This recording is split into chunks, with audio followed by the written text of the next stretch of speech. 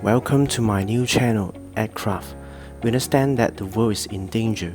Take an example, among the top 10 items that are polluting our oceans are cigarettes, food wrappers, container, beverages, bottle, bags, caps, straw, and etc. Most of these wrappers are not biodegradable and just sit at the bottom of the sea floors, waiting for the sea animal to potentially ingest and choke on them.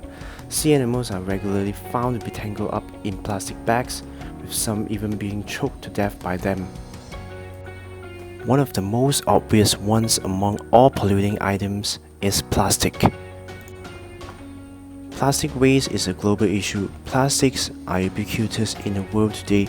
They are typically turned into only one other product, which must be landfilled at the end of its life. The chemical additives used during plastic productions.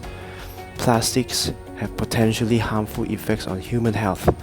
Also, exposure to toxic chemicals coming out of plastic can cause cancers, birth defects, impaired immunity, and other health problems.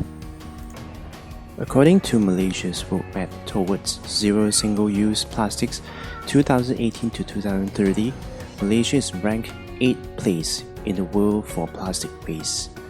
It has been rated as one of the worst countries on plastic pollution, as most of our plastics are dumped to landfill.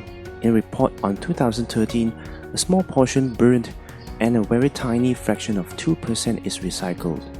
Normally, plastic items takes up to 1,000 years to decompose in landfills, but plastic bags we use in our everyday life take about 10 to 20 years to decompose, while plastic bottles takes about 450 years. Thanks to the advancement of technology, clearing plastic waste from ocean has becoming easier.